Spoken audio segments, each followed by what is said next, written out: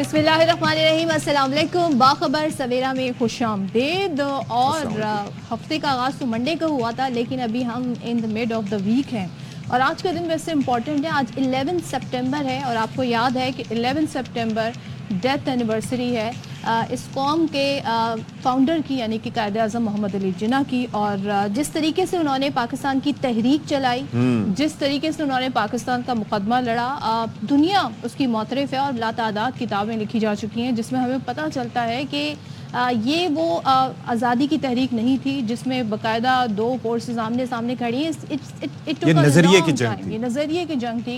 और जिस तरीके से जितनी तादाद में लोग माइग्रेट करके पाकिस्तान आए, इसका सेहरा सिर्फ और सिर्फ कायदे आज़म को जाता है, क्योंकि जिस तरीके से उन्होंने लीडरशिप लेकर आगे बढ़े, जिस तरह से उन्होंने, और ख़ुद में लॉयर भी थे, तो बड़ा ज़बरदस्त मुकाबला किया करते थे। बात ये है कि मुस्लिम लीग के बैनर तले जिस तरीके से कायदे आज़म ने लोगों को जमा किया, जो लोगों में बाकी और लोग भी थे जिनका बड़ा किरदार रहा, सरदार अब्दुल रब निश्तर हूँ, मौलाना बरदरान हूँ, अल्लामा मोहम्मद इकबाल हूँ, there were so many people जो कि इस असल आज़ादी की तहरीक का हिस्सा बने। इसके पहले तो बरतानवी राज से आज़ादी की एक तहरीक थी जो कि 1857 की जंग के बाद चल रही थी, लेकिन उसके बाद ये जब पता चल गया वो 14 नकात के बाद कि भाई मुसलमान और हिंदू साथ नहीं रह सकते, ख़ास तौर पर अगर देखा जाए तो उस बर सग़ीर पाक व हिंद की जो सूरत हाल उस वक्त थी। लेकिन एक जिस तरीके से आज़ादी का एक जज्बा था, जिस तरीके से एक अलहदा वतन के क़याम का जज्बा था और जिस तरीके से इस ख्वाब को उन्होंने शर्मिंदा ताबीर किया, तो हमें ये याद रखना चाहिए। तो इसमें आगे चल के हम बात करेंगे तफसीली तौर पर। आज एक और इम्पॉर्टेंट चीज़ हुई, अब से कुछ देर पहले सब ने देखा, दुनिया की नजरें इस पे थी, और वो था American presidential debate Donald Trump और कमला हैरिस के दरमियान। ये पहला मुबाहिसा नहीं, ये कमला हैरिस और ट्रंप के दरमियान पहला था, क्योंकि डेमोक्रेट के 2 उम्मीदवार चेंज हो गए। इससे पहले जो बाइडन थे, जो बाइडन की जो परफॉर्मेंस थी वो डिजास्टर्स रही, उसके बाद उन्हें रिप्लेस कर दिया गया। तो इसके भी पॉइंट्स हम डिस्कस करेंगे, क्योंकि सबकी नज़रें इस पर हैं, क्योंकि ये जो मुबाहिसा होता है ये बड़ा इम्पॉर्टेंट होता है, डेट्रीमेंटल होता है। तो देखते हैं क्या होता है। बॉडी लैंग्वेजेस और सारी चीज़ें, उनकी पॉलिसी, पाकिस्तान में ये चीज़ें नहीं होती, पाकिस्तान में भी ये चीज़ें होनी चाहिए। पाकिस्तान में जो कुछ होता है उसका ज़रा हम तज़किरा कर लेते हैं। गुज़िश्ता कई दिन से जो जिस तरीके से यहाँ पर अगर हम पार्लियामेंट के वक़ार की बात करें, अगर हम अखलाकियात की बात करें, तो पहले ये तासुर जाता था कि हम सियासी लिहाज से ज़वाल पजीरी का शिकार हैं, हम मुआशी लिहाज से ज़वाल पजीरी का शिकार हैं, लेकिन अब ये लग रहा है कि अखलाकी लिहाज से भी ज़वाल पजीरी नज़र आ रही है। जिस तरह के बयानात जारी किए जा रहे हैं और दूसरी तारीफ से उसको जस्टिफाई किया जा रहा है या उससे मज़ीद सख्त स्टेटमेंट्स दिए जा रहे हैं, और फिर एक्शंस जो हैं वो अपनी जगह से। अच्छा, मुझे ऐसा लगता है कि पार्लियामेंट वो फोरम है जिस पर तमाम सियासतदानों को यूनिटी दिखानी चाहिए, लेकिन हमें यहाँ पर मुख्तलिफ जो स्टेटमेंट नज़र आए कि जिस तरीके से PTI ये कह रही है कि हमारे जिस तरीके से कारकुनान हैं, जो लीडर्स हैं, उनको गिरफ्तार किया गया, वो ये दावा कर रहे हैं कि पार्लियामेंट के अंदर से गिरफ्तार किया गया और फिर वो स्पीकर पर सवाल उठा रहे हैं। अच्छा, will come to that again, लेकिन इस वक्त एक बार फिर आपको लिए चलते हैं मज़ार कायद, जहाँ पर इस वक्त आप देख सकते हैं आला शख्सियात गवर्नर सिंध मौजूद हैं। ये पाकिस्तान कायदे आज़म मोहम्मद अली जिन्ना के 76वीं बरसी के मौके पर गवर्नर सिंध की जानिब से दौरा किया गया है, कामरान टिसोरी साहब की जानिब से, और जाहिर है कि ये एक अहम दिन है और यहाँ पर फातिहा ख्वानी भी होगी और इसके साथ साथ देखिए अक़ीदत और मोहब्बत का इजहार किया जाएगा।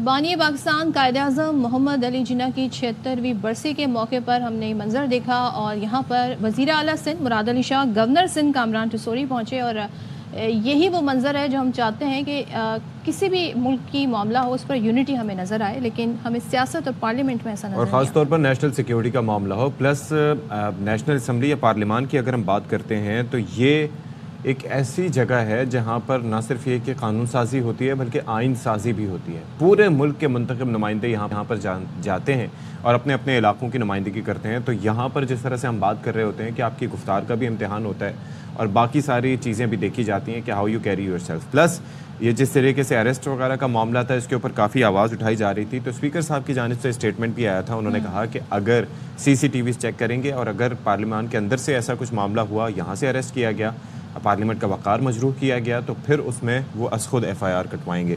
کیونکہ اسپیکر صاحب کے اوپر بھی کافی الزام لگائے جا رہے تھے کہ جی ان کی اجازت سے مبینہ طور پر ہی گرفتاریاں ہوئی ہیں. جی ویل کم ٹو دیٹ, لیکن پہلے دیکھتے ہیں کیا کہہ رہے ہیں. یہ جو کچھ ہوا پارلیمنٹ میں اس پہ تو ڈیفینیٹلی ایک سٹینڈ لینا پڑے. گیٹس کی ویڈیوز مانگی ہیں تاکہ جس کے اوپر ہم نے ذمہ داری ڈالنی ہے ہم وہ ذمہ داری ڈالیں. لائے عمل بنائیں گے اور اس کو ہم نے سیریسلی ٹیک اپ کرنا ہے. This is not going to be something so easily take. میں اپنے آپ کو بدقسمت سمجھتا ہوں کہ 2014 میں اس کرسی پہ جب ایک جماعت نے اور ان کے کزن نے پارلیمنٹ پہ اٹیک کیا. دوسرا پارلیمنٹ لاجز پہ ہوا جب مولانا صلاح الدین ایوبی صاحب کے کمرے پہ پارلیمنٹ لاجز میں ریڈ ہوئی. ہم نے اس پہ اوپر خاموش نہیں رہنا. 2014 میں نے خود ایف آئی آر کٹوائی تھی. آج بھی اگر کٹوانی پڑی ایف آئی آر کٹواؤں گا ان لوگوں کے نام.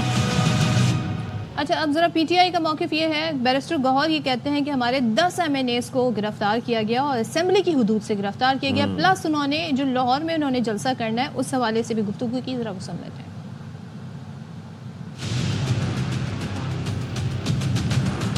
کل نقاب پوش ایوان میں داخل ہوئے اور ہمارے 10 ایم این اے صاحبان اسمبلی کی پریمیسز سے اریسٹ کیے. یہ ایوان پہ حملہ ہے. اچھا جی, طارق فضل چودھری صاحب یہ فرماتے ہیں جو کہ نون لیگی رہنما ہیں. وہ یہ کہتے ہیں کہ اسلام آباد انتظامیہ کا موقف ہے کہ اسپیکر کو بتایا گیا تھا پی ٹی آئی دور میں تو پارلیمنٹ لاجز کے دروازے بھی توڑے گئے تھے.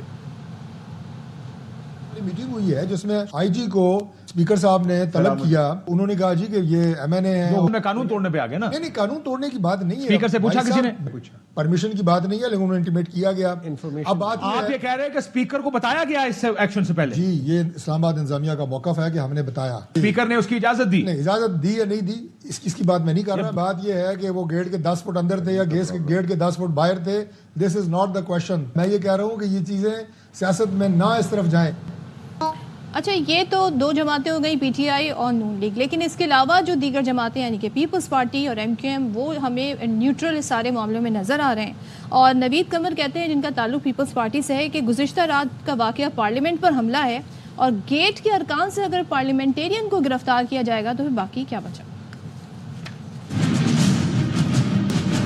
اٹیک ہے on the entire constitution as well as on parliament. اندر گھس کے ممبرس کو اگر گرفتار کیا جائے تو پھر باقی کیا بچا. یہاں آئیں گے, ہاؤس میں آئیں گے اور آپ کو آ کے گرفتار کریں گے.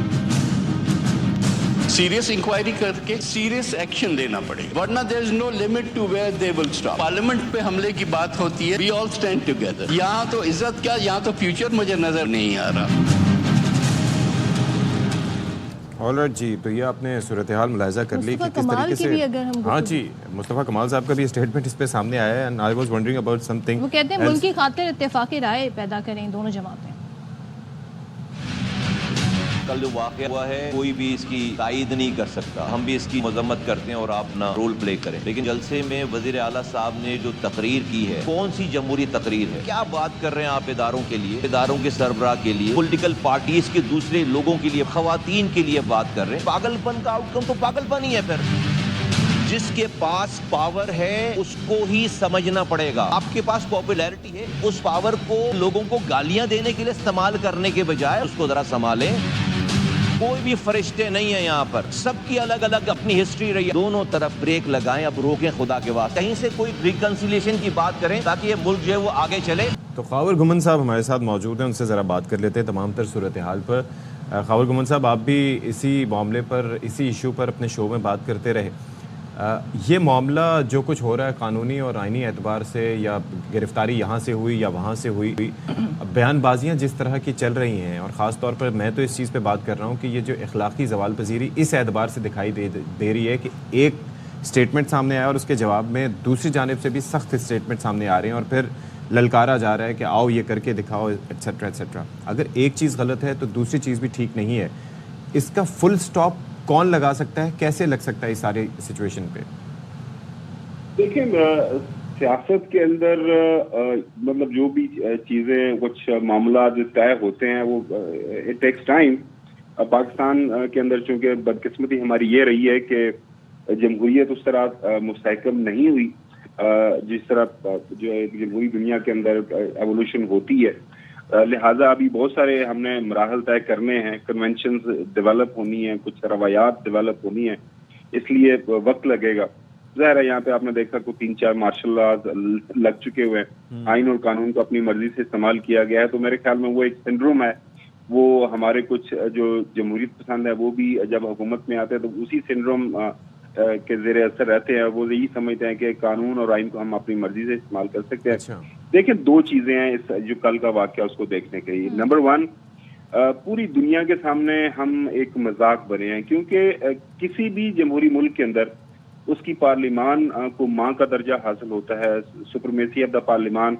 پاکستان کے اندر جو ہر ادارہ ہے, چاہے وہ سپریم کورٹ ہے, چاہے اسٹیبلشمنٹ ہے, چاہے سول بیوروکریسی ہے, مطلب گورنمنٹ ہے, وہ طاقت جو حاصل کرتی ہے وہ پارلیمان سے حاصل کرتی ہے.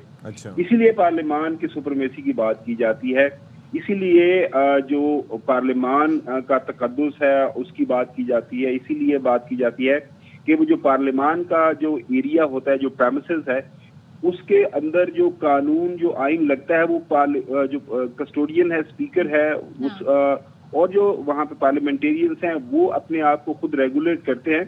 باہر کا کوئی قانون ان کے اوپر نہیں لگتا. مطلب یہ کہ وہاں پہ فرض کرے ایک جو پارلیمنٹیرین نے باہر کو چوری کر دیا, خدا نخواستہ اس نے کسی کو قتل بھی کر دیا ہے, تو once he is inside the parliament تو اس کی گرفتاری بغیر اسپیکر کو بتائے, بغیر اگر کسی امپورٹنٹ ایشو کی ووٹنگ ہو رہی ہو تب بھی اگر جیل میں بھی ہوگا پارلیمنٹیرین تو اس کو اسپیکر جو ہے وہ اس دن پرٹیکولر ڈے کے لیے بلوا لیتے. اب یہ بتائیں کہ he is the custodian of the parliament اور پارلیمنٹیرینز بھی ان پر ریلائی کرتے ہیں. طارق فضل چودھری جن کا خود کا تعلق نون لیگ سے ہے, ایاز صادق خود نون لیگ سے ہیں. طارق فضل چودھری کہتے ہیں کہ جی اسپیکر کو بتا دیا گیا تھا, جبکہ اسپیکر یہ فرما رہے ہیں کہ انہیں ابھی ایویڈنس چاہیے, وہ فوٹیجز نکلوائیں گے, اس کے بعد ہی ول ڈیسائیڈ. تو کون یہاں پہ کیا کہہ رہا ہے, how we are going to جج اٹ؟ میں اسی طرف آ رہا. دیکھیں ایک تو یہ چیز ہے کہ ایک واقعہ ہوا ہے, اس واقعے کے شواہد ہمارے سامنے ہیں, اور ان شواہد کو سامنے رکھتے ہوئی ایک بہت بڑا مسئلہ بنا ہوا ہے. اور اسپیکر یہ بات کر رہے ہیں, کل انہوں نے ہاؤس کے اندر یہ بات کی کہ یہ مسئلہ ہوا ہے, ہمیں اس کی تحقیقات کرنی ہے, اور اگر اس حوالے سے ہمارے پاس شواہد آ جاتے ہیں کہ پارلیمنٹ کی ٹریس پاسنگ ہوئی ہے, جو ہے اس کا تقدس پامال ہوا ہے, اندر لوگ آئے ہیں بغیر اجازت کے, تو ان لوگوں کے خلاف تعدیبی کارروائی کی جائے گی. آسان سی چیز ہے نا کہ جو سی سی ٹی ویز ہیں وہ کوئی بڑا سمپل سا ہے کہ آپ دیکھ لیں, اس کے اندر پتہ لگ جائے گا کہ آئے تھے یا نہیں آئے تھے. What so difficult about it کہ اس میں گھنٹے لگ رہے ہیں؟ ستی صاحب ایکچولی میں اور آپ کافی معصوم لوگ ہیں, تو ظاہر ہے سی سی ٹی وی. چلیں میں یہاں پہ آپ دونوں کی معصومیت کو تھوڑا بریک لگاتی ہوں, آپ ہمارے ساتھ رہیے گا. اس وقت ہم آپ کو ایک بار پھر لیے چلتے ہیں. اس وقت گورنر سندھ میڈیا ٹاک کر رہے ہیں. آزادی لے کر ہم نے حاصل کیا, وہاں تو ہر ایک کو آزادی کے ساتھ, مذہبی تہوار کے ساتھ, اور پاکستان کی معیشت اور پاکستان کو دنیا میں اسے اس کے سر فخر بلند کے ساتھ آگے بڑھانا تھا. لیکن بیرونی طاقتوں کا بیانیہ بک رہا ہے, اور یہاں جو خریدار ہیں وہ اسے خرید رہے ہیں. اور یہی وجہ ہے کہ آج معاشی طور پہ دن بدن ہمیں کمزور کیا جا رہا ہے, اور یہ سوچ سے بالاتر کہ جو ہمارا بیانیہ ہے, جو ہم نیشنل ٹی وی پر جلسوں میں دے رہے ہیں, اس سے پاکستانی معیشت پر کیا اثر ہوں گے, اور دنیا میں جو لوگ ہمیں دیکھ رہے ہیں وہ اس کا کیا تاثر لیں گے. حالیہ سیاسی جماعت کے بیانیے اور اسلام آباد میں جو صورتحال رونما ہوئی، اگلے ہی مہینے ملیشیا کے وزیر اعظم پاکستان آنے کا ارادہ رکھتے ہیں، اسی طرح چائنا کے وزیر اعظم پاکستان آنے کا ارادہ رکھتے ہیں، اور ان کے آنے سے قبل جس طرح سے پاکستان میں صورتحال سیاسی طور پر بنائی جا رہی ہے اور جس طرح سے تقاریر کی جا رہی ہیں، چاہے وہ قومی اسمبلی ہو چاہے وہ سینٹ ہو، آج قائد کے اس مزار پہ کھڑے ہو کے میں سچے دل سے یہ کہہ سکتا ہوں کہ کچھ لوگ دشمن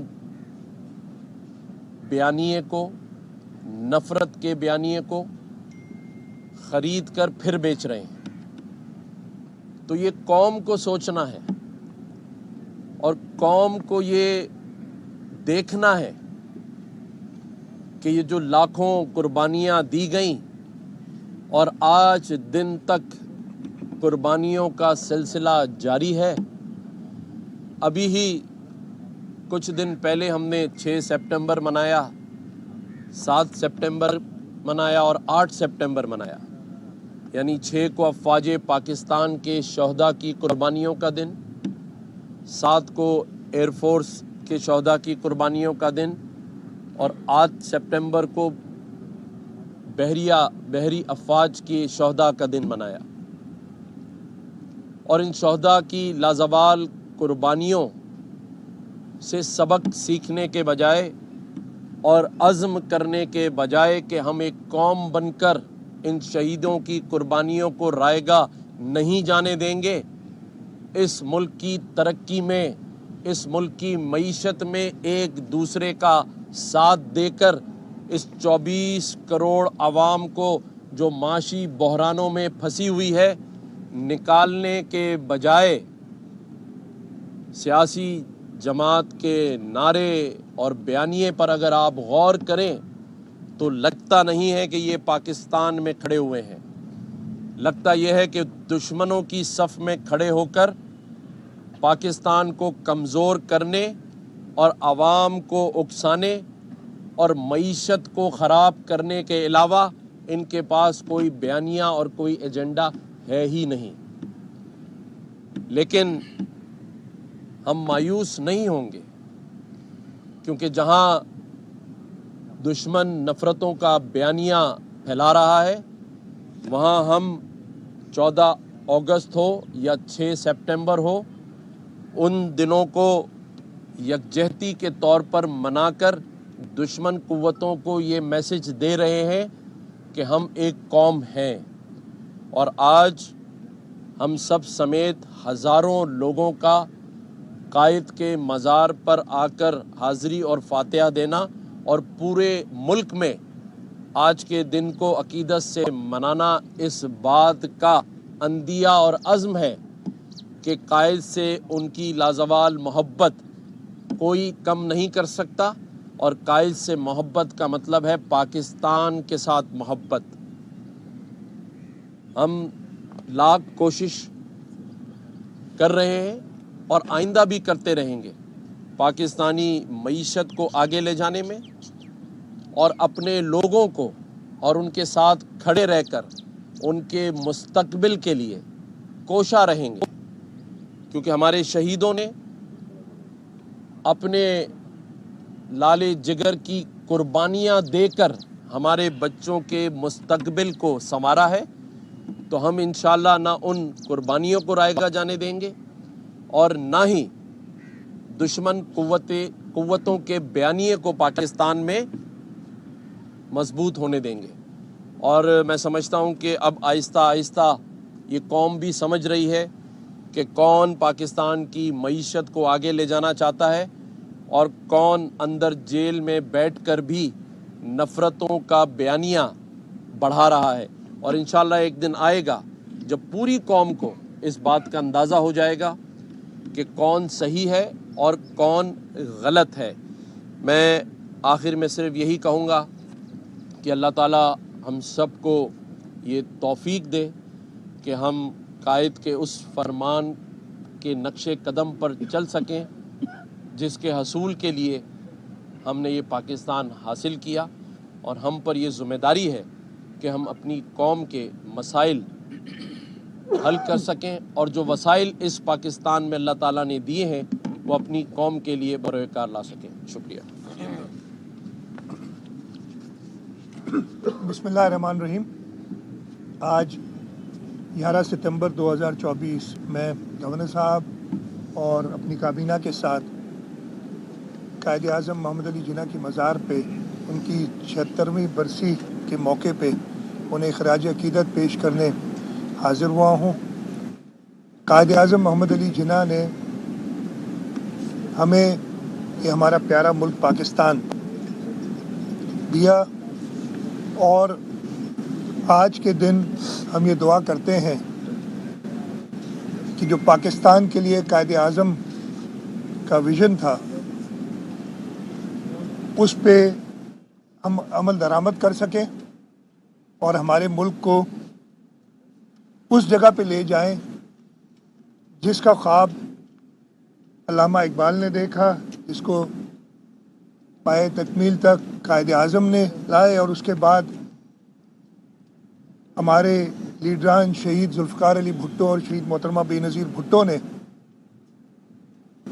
اس کو مزید طاقت دی۔ اللہ تعالی ہمیں بھی وہ طاقت عطا فرمائے کہ پاکستان کے عوام کی خدمت کر سکیں۔ آج کے دن میں یہ دعا کرتا ہوں کہ اللہ تعالیٰ قائد اعظم محمد علی جناح کو جنت فردوس میں اعلیٰ مقام دے۔ اس کے ساتھ ساتھ جو اس وقت ملک کے حالات ہیں، گورنر صاحب نے اس پہ بڑی تفصیل سے روشنی ڈالی ہے، یہ بھی دعا کرتا ہوں کہ اس ملک کی لیڈرشپ کو وہ طاقت دے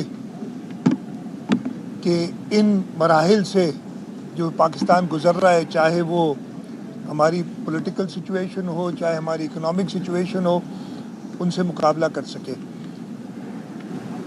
آج کے دن میں ہمارے جو کشمیر میں بھائی اور بہنیں ہیں جن کے اوپر ہندوستان مسلسل ظلم اور بربریت کر رہا ہے،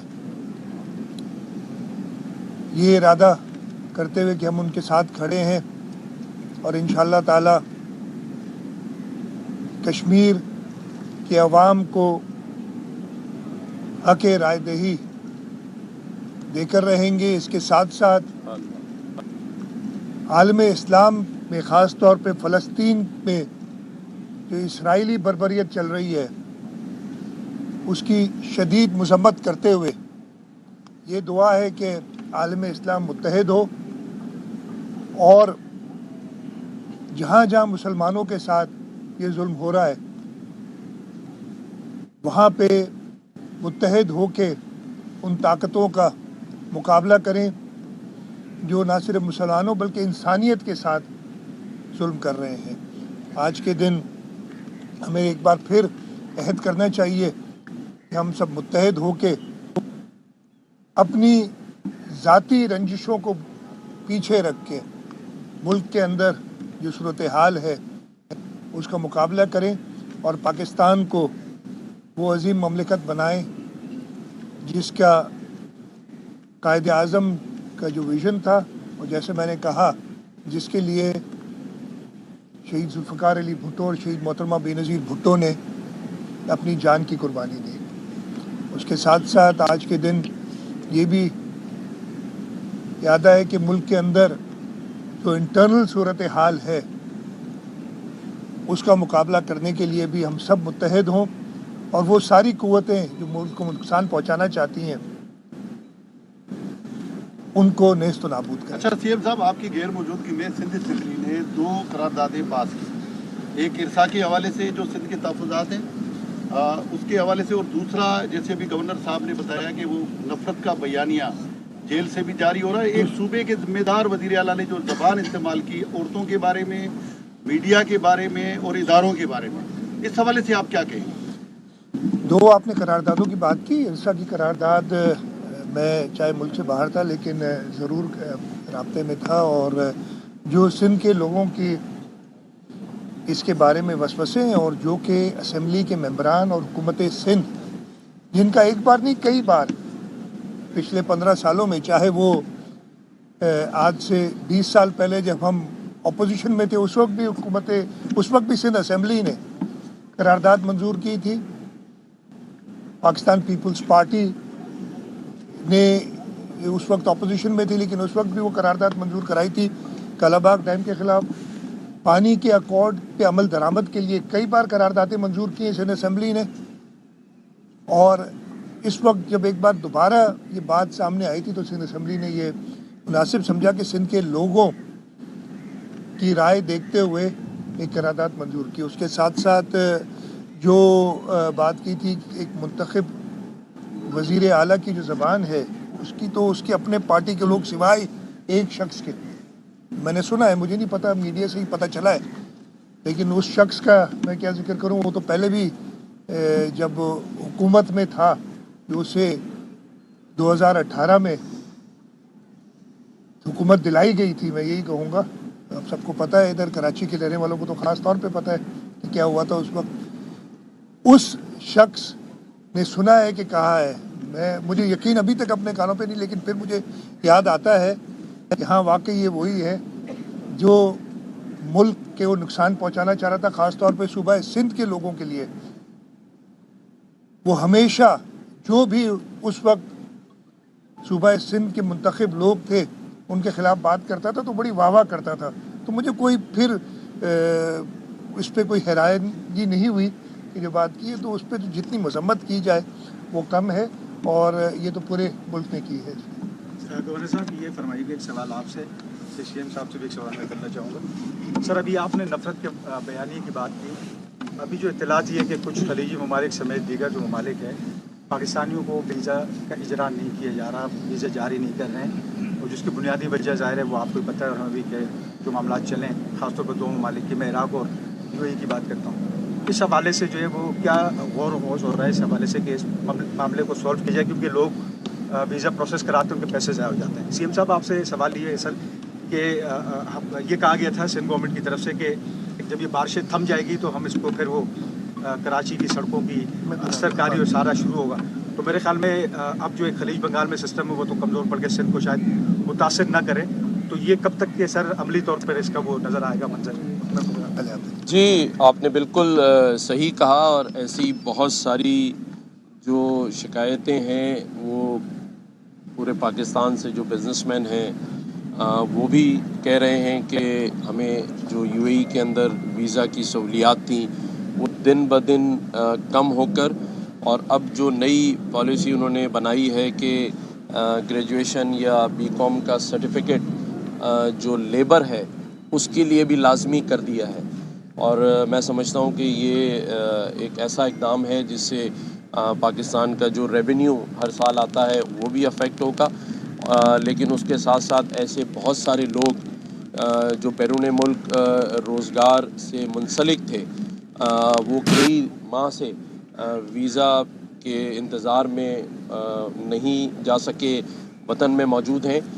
میری پچھلے دنوں UAE ایمبیسڈر سے اسلام آباد میں ملاقات ہوئی تھی، اور میں نے ان کے سامنے یہ بات چیت رکھی تھی، اور اس کے ساتھ ساتھ جو وزیر اعظم پاکستان ہیں میاں محمد شہباز شریف صاحب، ان کو بھی میں نے خط لکھا ہے، جس خط میں ان کی توجہ اس جانب مبذول کرائی ہے کہ اس پر ضرور بات کی جائے، تاکہ یہ جو ویزاز کی بندش ہے اور صرف پاکستان کے لیے ہے، یہ ضرور کچھ ایسے واقعات ہوئے ہیں۔ میں یہاں اپنی قوم سے بھی یہ بات کہوں گا کہ جب آپ بیرون ملک جاتے ہیں، چاہے وہ تجارت کے لیے جائیں چاہے نوکریوں کے لیے جائیں، لیکن سب سے پہلے پاکستان کا جو جھنڈا ہے، پاکستان کا جو نام ہے، اس کی عزت اور بقا رکھیں۔ کچھ ایسے واقعات UAE میں ہمارے یہاں سے لوگوں نے وہاں جا کے کچھ ایسی چیزیں غلطیاں کی ہیں جس کی بنا پر جو مجھے UAE ایمبیسڈر نے بتایا، لیکن اس میں صرف ہمارے لوگ نہیں تھے بلکہ بنگلہ دیش اور انڈیا سے بھی تعلق رکھنے والے لوگ شامل تھے، لیکن وہاں دونوں ملکوں کے جو لوگ تھے ان کے ویزا دوبارہ سے جاری ہو گئے ہیں، لیکن یہ بات آپ کی ٹھیک ہے کہ پاکستانی جو لوگوں کے ویزاز ہیں وہ رکے ہوئے ہیں، وہ پروسیس نہیں ہے۔ آپ نے سوال کیا ہے، ہم دوبارہ گورنمنٹ سے اور وزیر اعظم پاکستان سے اس طرف توجہ کی بات کریں گے انشاءاللہ۔ آپ نے سوال کیا بارشوں اور اس کے بعد جو نقصانات ہوئے اس کے حوالے سے، اس سال ایک بار پھر جو ماحولیاتی تبدیلی آ رہی ہے، آپ نے دیکھا کہ جی مزار قائد سے یہ مناظر آپ نے دیکھے جہاں پر وزیر اعلیٰ سندھ اپنی کابینہ کے ساتھ موجود تھے اور گورنر سندھ بھی وہاں پر موجود تھے ٹریبیوٹ پیش کرنے کے لیے قائد اعظم محمد علی جناح کو۔ یہاں پر ہم بریک لیتے ہیں اور بریک کے بعد واپس آتے ہیں۔ چلیں جی فائنلی ایک بار پھر سے آپ سب کا خیر مقدم کرتے ہیں۔ معصومانہ سوالات وہیں پر رہ گئے اور ان کے جواب بھی وہیں پر رہ گئے۔ Khawar Gumman sahab thank you so much for being with us, جب اب تک آپ ہمارے ساتھ موجود رہے۔ پھر ہم مزار قائد گئے۔ اب یہ ہے کہ ملک میں سیاست کا درجہ حرارت جو ہے وہ اتنا گرم ہے کہ یہ بازگشت اس ساری سچویشن کی نکل کر سینٹ تک گئی۔ سوچیں ایک ہی دن میں جب آپ دو اس طرح کی جو قومی اسمبلی کے ہاؤسز ہیں، یعنی کہ پارلیمنٹ اور سینٹ، وہاں سے آپ کو ایسی ہنگامہ آرائی نظر آئی۔ خاص طور پہ ہم نے سینٹ میں دیکھا کہ جو پی ٹی آئی کی سینیٹر ہیں فلک ناز، ان کے حوالے سے فیصل واڈا یہ کہتے ہیں کہ انہوں نے جی نازیبا کلمات انہیں کہے، پھر کافی زیادہ ہنگامہ آرائی۔ پھر مطالبہ فیصل واڈا یہ کرتے رہے کہ یا تو یہ معافی مانگے سینیٹر فلک ناز، یا پھر ان کی 3 سال کے لیے رکنیت معطل کی جائے۔ اب جب معاملہ سارٹ آؤٹ نہیں ہوا تو پھر جو سینٹ چیئرمین ہے یوسف رضا گیلانی، انہوں نے فلک ناز کو 2 دن کے لیے معطل کر دیا۔ 3 سال نہیں، 2 دن۔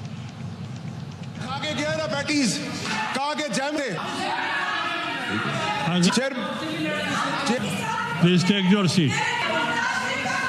ہم برداشت کریں گے، میری ماں کو گالی دو گے برداشت کریں گے۔ میری ماں کو کہہ رہی ہے، کیا کہہ رہی ہے؟ مونسٹر۔ آپ گالی دے رہے ہیں، یہ آپ نے اجازت دی، اریسٹ کروائے ان کو، سارجنٹ کو بلائے تھے، they should be arrested۔ Next month سے کام نہیں چلے گا سر۔ چیئرمین صاحب she has to apologize for the behavior, she has to apologize۔ Sergeant کو چیئرمین صاحب بلائیں آپ۔ she should be thrown out, suspended۔ کیا معافی ہوگی یا 3 سال کے لیے رکنیت سسپینڈ ہوگی؟ I hereby suspend Senator Farak Naz for 2 days. House is adjourned۔ اچھا گیلانی صاحب نے 2 دن کے لیے خاصے پریشان نظر آئے، ظاہر ہے سچویشن مینیج کرنا۔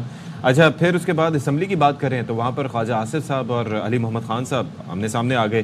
پہلے جو ہے وہ علی محمد خان صاحب کی جانب سے ایک شعلہ بیان تقریر کی گئی، ایک شعلہ انگیز تقریر کی گئی، جس میں انہوں نے کہا کہ یہ جو واقعہ ہے سپٹمبر میں جو پیش آیا، یہ جمہوریت کا 9 مئی تھا، جس نے یہ حکم دیا اس پر آرٹیکل 6 لگنا چاہیے۔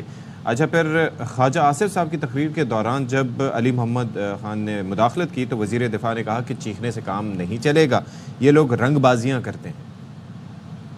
علی صاحب یہ ضمیر فوج ہے، کابینہ میں شامل تھا جس نے میرے اوپر آرٹیکل 6 لگایا، اس نے اس کے حق میں ووٹ دیا ہوا ہے۔ یہ رنگ بازی کر رہے ہیں اور کچھ نہیں کر رہا، ان کی دم پہ پیر رکھا ہے تو یہ آپ چیخ رہے ہیں۔ اچھا چلیں اب ذرا ہم بتاتے ہیں کہ جو پی ٹی آئی کے رہنما ہیں، خاص طور پہ جو انہوں نے جلسہ کیا اور ٹائم پہ جلسہ ختم نہیں ہوا، اس سینیریو میں جو گرفتاریاں بھی ہوئی ہیں اس میں شیر افضل مروت ہیں، عامر ڈوگر ہیں، زین قریشی سمیت جو دیگر رہنما ہیں، ان کا 8 روزہ جسمانی ریمانڈ منظور کر لیا گیا ہے اور شعیب شاہین کے جسمانی ریمانڈ کی استدعا مسترد کر دی، انہیں جوڈیشل ریمانڈ پر جیل بھیج دیا ہے۔ اب پی ٹی آئی مرکزی قیادت کے خلاف 5 مقدمے ہیں اور علی امین گنڈاپور سمیت جلسے میں موجود تمام قیادت ان مقدمات میں نامزد ہے۔ اب یہ بتایا جا رہا ہے کہ جو متن ہمارے سامنے آ رہا ہے، جو سارے مقدمات ہیں ان میں بتایا جا رہا ہے کہ ایک تو پولیس افسران اور اہلکاروں کو حبس بیجا میں رکھا، دوسرے کہ عمر ایوب نے اہلکار کو تھپڑ بھی مارا۔ جی تو یہ بھی الزامات ہیں۔ پھر اس کے بعد پی ٹی آئی رہنما یہ کہتے ہیں کہ لاہور میں اب جو جلسہ ہوگا 22 تاریخ کو، تو اب یہ ہے کہ ہر صورت میں ہوگا، ساتھ ہی ساتھ جمعے کو ملک گیر احتجاج کا اعلان بھی ان کی جانب سے کیا گیا ہے۔ اچھا چیئرمین پی ٹی آئی بیرسٹر گوہر صاحب نے گزشتہ روز علی امین گنڈاپور کے بیان پر غیر مشروط معافی مانگی تھی، آج بولے ہم نے کوئی معافی نہیں مانگی۔ وہ پانی پی ٹی آئی کا اسٹیٹمنٹ ایک آیا تھا، اس کے بعد پھر بیان ان کا چینج ہو گیا۔ پھر کہتے ہیں کہ وزیر اعلیٰ خیبر پختونخوا نے جو بیان دیا وہ بالکل ٹھیک ہے۔ وہ علی امین گنڈاپور صاحب نے کی جن جرنلسٹوں سے دل آزاری ہوئی ہے تو میں انکنڈیشنل کرتا ہوں، ان کا مقصد ہرگز کسی نہیں تھا کہ آپ لوگوں کے بارے میں کچھ ایسے الفاظ بولیں۔ انہوں نے شاید کی ایک آدھ کا ذکر کیا ہے، as far as they are concerned my unconditional apology۔ جو جرنلسٹ سے ریلیٹڈ الفاظ تھے، نہیں ہم نے کوئی معافی نہیں مانگی، انہوں نے جو اسٹیٹمنٹ دیا وہ بالکل ٹھیک ہے۔ अच्छा गवर्नर के पी यानी कि फैसल करीम कुंडी साहब वो ये कहते हैं कि अली अमीन गंडापुर जो हैं वो ऐवान में अपनी अक्सरियत खो बैठे हैं और एतमाद का वोट लेने के लिए सरकारी तौर पर कहने से मुतालिक सोच रहा हूँ। पीएम लेवल का बंदा खैर पख्तूनख्वा हाउस से निकलता है, स्पेशल ब्रांच को भी पता नहीं है कि वो निकल रहा है, पुलिस को भी पता नहीं है, जो उनके क्लोज स्पेशल ब्रांच है पुलिस है, उनके जो CSO हैं किसी को भी पता नहीं है, और वो चुप चुपाते निकलता है।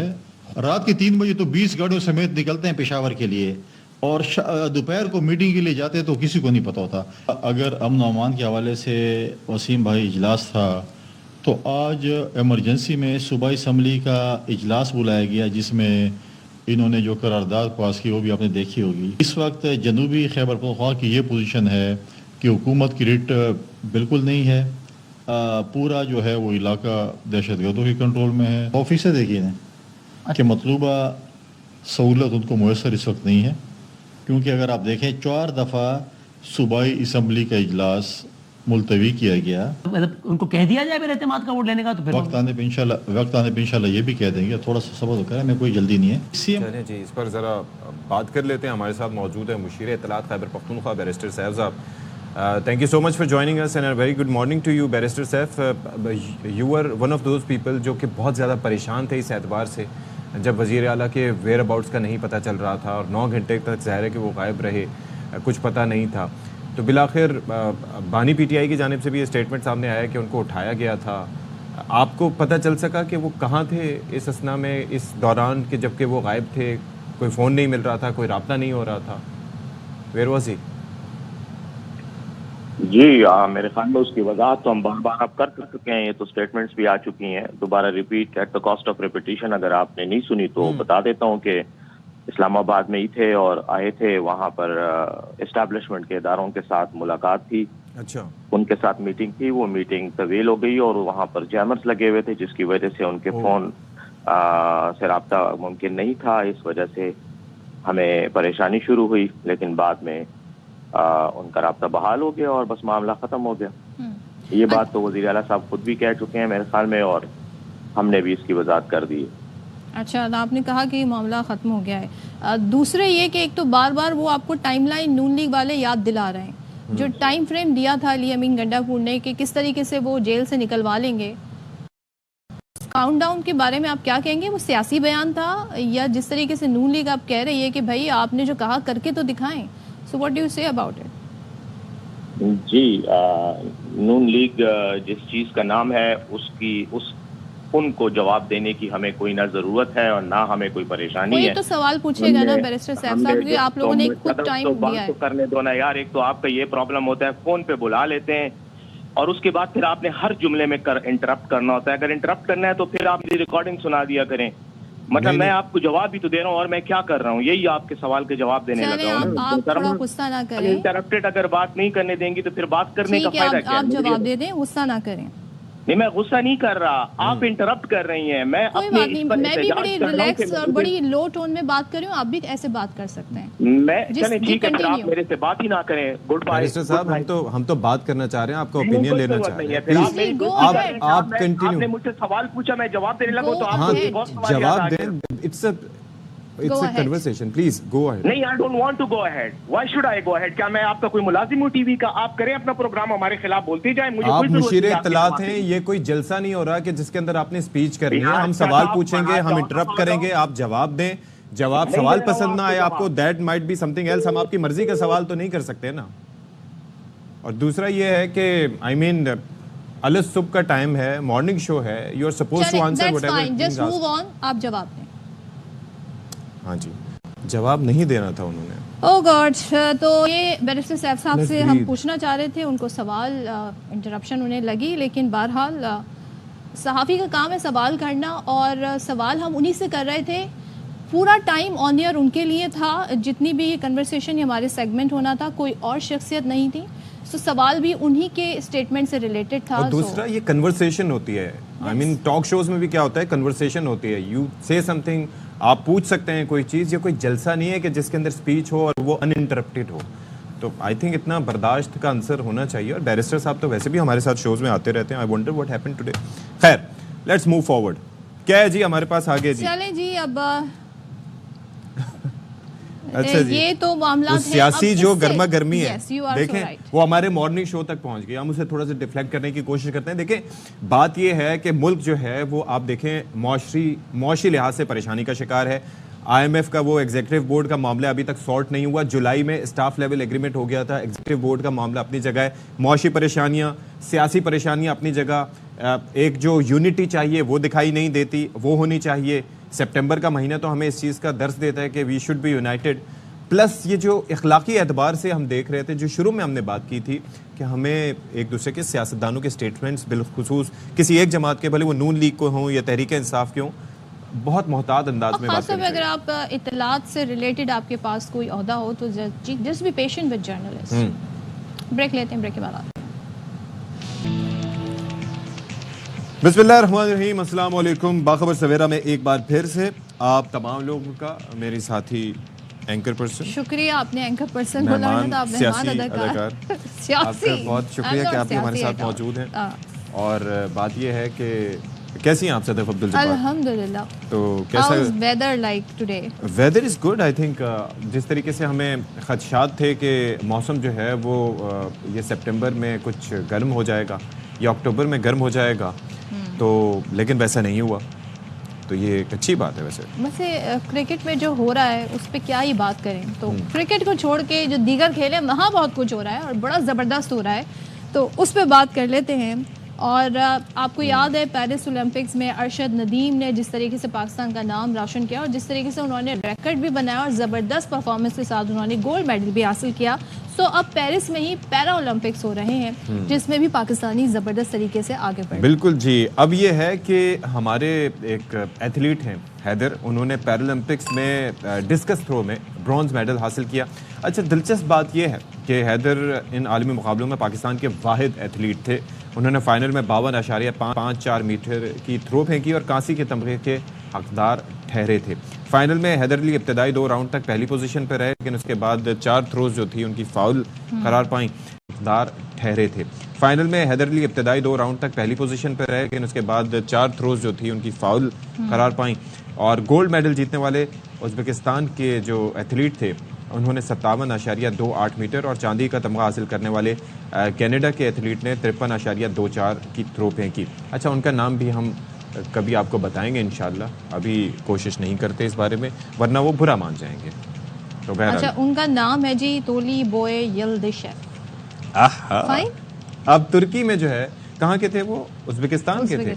अच्छा, तुर्किश नाम लग रहा था, लेकिन उज़्बेकिस्तान में हमारे शो की जो व्यूअरशिप जितनी भी होगी वो इस नाम के पुकारे जाने की वजह से और सदफ अब्दुल जब्बार की वजह से होगी, तो आपके शुक्रगुजार हैं। अब कनाडा के क्या थे, जेसी जेसो, उन्होंने 53.24 की थ्रो फेंकी। अच्छा, इससे पहले अगर हम बात करें मजाक से हटके कि हैदर अली ने टोक्यो पैरालंपिक्स में भी पाकिस्तान के लिए पहला सोने का तमगा जीता था और हैदर अली के 5वें पैरालंपिक्स गेम्स थे।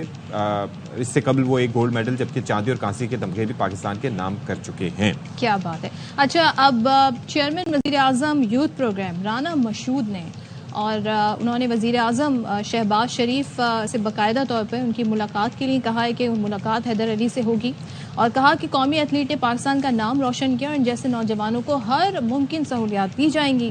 अब ख़ास तौर पे हैदर अली ने कहा कि इंटरनेशनल सतह पर पाकिस्तान का नाम रोशन करने पे बड़ी खुशी हुई। तो मनाजिर आप देख रहे हैं, ये मुलाकात हुई राना मशहूद साहब की, जो कह रहे थे इससे पहले भी, आपको याद है अरशद नदीम के मामले पे कि सर आपका विजन है। रात में बाकायदा दोनों बैठ के देख रहे थे, उस वक्त देख रहे थे। जाहिर है कि उनका विजन था। 2012 का कारनामा भी याद आया आपको? राना मशहूद यूथ प्रोग्राम के मुशीर हैं बिलाशुबा। तो हैदर अली साहब बात कर लेते हैं जो हमारे साथ मौजूद हैं इस वक्त। हैदर अली, ज़रा बताइएगा अपनी इस जर्नी के बारे में कि आपका ये जो इवेंट था इसमें कैसा आपके मुकाबले रहे, कौन सख्त हरीफ आपका साबित हुआ यहाँ पर? जी अस्सलाम वालेकुम। जो मेरा फाइनल कंपटीशन था इसमें यह है कि मैंने जो पेरिस पैरालंपिक्स है इसमें मैंने क्वालिफाई करके गया था। ये हर रीजन में जैसे जितने बड़े आज़म हैं, जैसे एशिया, अफ्रीका, यूरोप, ऑस्ट्रेलिया के, मतलब ये सब बड़े आज़मों में से क्वालिफिकेशन राउंड होते हैं और जो लड़का क्वालिफाई करता है वो पेरिस पैरालंपिक्स गेम्स के लिए चुना जाता है। और जब क्वालिफिकेशन की स्लॉट मुकम्मल हो जाती है उसमें टॉप 10 या टॉप 15 जो लड़के होते हैं ना वर्ल्ड रैंकिंग में, اس کو پھر ادھر پیرس پیرالمپکس میں انٹری ملتی ہے کمپٹیشن کرنے کی. تو ابھی جو ہے مقابلہ بہت سخت ہونے کی وجہ سے پہلا ہوتا تھا 10-15 لڑکے چوز کر لیے جاتے تھے, لیکن ابھی جو ٹاپ 10 ورلڈ رینکنگ میں تھے ان کو چوز کیا گیا پوری دنیا میں تقریباً 200 ممالک میں سے. تو اس میں جو میرے جو مخالفین تھے اس میں زیادہ تر جو تھا ازبکستان کے لڑکے اچھے تھے, کینیڈا کے لڑکے اچھے تھے, اور یوکرین, آسٹریلیا, یہ لڑکے زیادہ اچھے تھے. اچھا, فائنل رن کی بات کریں, جو اس کے ابتدائی 2 اوور تھے, 4 آپ کی جو تھرو تھی وہ فاؤل قرار دی گئی. مطلب آپ کی پھر اس میں کیا جرنی رہی, پریشر تھا, کیا ہوا؟ جی بالکل, یہ بہت زیادہ میرے ساتھ تکنیکی مسئلہ ہوا ہے. تو وہ اس وجہ سے ہوا ہے کیونکہ ابھی جو لیٹسٹ ان کا جو پٹ تھی نا سیکٹر جہاں سے میں تھرو کر رہا تھا, انہوں نے بالکل لیٹسٹ بنایا تھا. جہاں پر جس میں تھرو کرتا تھا تو میرا پاؤں صحیح گھوم رہا تھا. لیکن جہاں پر میں نے ٹریننگ کی ہے پی ایس بی میں, یہ بہت پرانے سیکٹر ہو گئے ہیں, یعنی 20 سال ہو گیا اس کو بنے ہوئے, نیچے سے زنگ لگا ہے, جو اس کا جو مطلب سیکٹر کی جو اوپر نیرو کہہ لیں یا سیمنٹ کہہ لیں وہ کھردرا ہو گیا ہے. تو میں نے پریکٹس کی تھی ادھر کی تھی تقریباً 1 ماہ کے نزدیک. اس کے بعد زیادہ میں نے 6 ماہ کیا اپنے گجرانوالا گاؤں میں. وہ بھی میرا سیکٹر ہے, ظاہری بات ہے وہ میں نے خود مستری سے بنوایا, وہ سٹینڈرڈ کا نہیں ہے, ورلڈ سٹینڈرڈ کا نہیں ہے. یہ نہیں ہے تو وہ تو بالکل ہی فارغ ہے نا. تو جب میں نے ٹریننگ ادھر کی ہے, تو جب میں ادھر کی ٹریننگ اس پہ کرتا رہا ہوں تو میری وہ عادت بن گئی تھی کہ سیکٹر سلو تھا, مطلب تیز نیرو کا میں نے بنوایا تھا, تو جب میں گھوم کے پھینکتا تھا تو بالکل ٹھیک جاتی. لیکن جب سیکٹر چینج ہوا تو اس وجہ سے میرے فاؤل ہوئے. وہ ہوتا یہ ہے کہ میرے جو 7 کھلاڑی تھے نا, جیسے ازبکستان کے تھے, کینیڈا, ان کی جو ٹریننگ ہوتی ہے نا وہ یورپ میں ہوتی ہے, جو ان کے سیکٹر اور ان کے سیکٹر سیم ہوتے ہیں, تو ان کو پرابلم نہیں ہوتی وہاں پر کمپٹیشن کرنے کی. مجھے یہ بڑی پرابلم تھی کہ جو میرا سیکٹر چینج ہونے کی وجہ سے مجھے اس سیکٹر کا علم نہیں ہوا تھا. حالانکہ 1-2 تھرو ٹریننگ میں کی تھی, لیکن 1-2 تھرو کرنے سے پتہ نہیں چلتا. تو یہ بڑی پرابلم ہے. اچھا, ویسے ایک چیز دیکھیں, از ویری رائٹ, کیونکہ وہ فوٹیج بھی جب ہم دیکھ رہے ہیں اس کے اندر پورا آپ کو اسپن کر کے پھینکنا پڑتا ہے. تو بڑا بیوٹیفلی آپ نے ایکسپلین کیا کہ چھوٹی چھوٹی چیزیں, یہ چھوٹی چھوٹی جو ڈیٹیلز ہوتی ہیں بڑی میٹر کرتی ہیں. اچھا, پیرالمپکس میں ہم نے یہ دیکھا کہ صرف آپ نے ہی پاکستان کی نمائندگی کی, تو کوئی پریشر تھا آپ کے اوپر میڈلز کے لیے کہ جی کچھ نہ کچھ تو جیتنا ہے پاکستان کے لیے, یا ساری نظریں ایک ہی ایتھلیٹ ہے تو اسی پر ہوتی ہیں؟ جی بالکل, پہلے الحمدللہ میں نے ٹوکیو پیرالمپکس میں گولڈ میڈل حاصل کیا تھا. ایک تو وہ اپنے میڈل کو ڈیفینڈ کرنا تھا, دوسرا جو اب ارشد بھائی نے گولڈ میڈل لے کے آگے تھے اولمپکس میں, تو میں سمجھ رہا تھا کہ اس کے بعد جو فوکس تھا نا وہ صرف مجھ پہ تھا, کیونکہ میں نے اکیلے میں پیرس پیرالمپکس میں کوالیفائی کیا تھا اور مجھے امید بھی تھی کہ میں میڈلوں میں ہوں. تو پھر اس وجہ سے بہت زیادہ اس دفعہ نا مطلب میں محسوس کر رہا تھا کہ ابھی سارے پاکستان کی نظریں مجھ پہ ہیں اور میڈیا میں بھی آ رہا ہے اور مجھے یہ پرفارم کرنا ہے. تو اس وجہ سے کافی زیادہ دباؤ مشکل ہوا ہے. حیدر, ابھی آپ نے خود ہی مینشن کیا کہ جو باقی لوگ ہیں ان کی ٹریننگ یورپ میں ہوتی ہے. ارشد ندیم کی بھی جب ہمیں ڈیٹیل پتہ چلی تو انہوں نے بڑی ریگریس ٹریننگ کی تھی اور اس کے لیے انہیں جو کرنا پڑا وہ کیا. سو ظاہر ہمارے پاس را ٹیلنٹ بہت ہے, لیکن ٹریننگ جو ہے وہ آپ کی اسکل کو مزید پالش کرتی ہے. تو آپ کی ٹریننگ پاکستان میں ہوئی یا بورڈ نے آپ کو باہر بھیجا, کیا فیسلٹیز تھی؟ نہیں جی بالکل نہیں, ٹریننگ کی نہ ہونے کی وجہ سے فاؤل ہوئے تھے. پاکستان سپورٹس بورڈ نے بھی لاسٹ 15 دن کی ٹریننگ میری ہوئی ہے, اس کے زیادہ تر میں نے جو 5-6 مہینے سال ٹریننگ کی ہے وہ اپنے آبائی شہر گجرانوالا میں کی ہے. وہ بھی مکمل مطلب کہ سہولیات کے نہیں, وہ بھی ایک پرائیویٹ کالونی تھی جہاں پر میرے وہ تلک واسطے والے لوگ تھے, ان کے یعنی بازار کے اوپر میں نے وہ ٹریننگ کی ہے.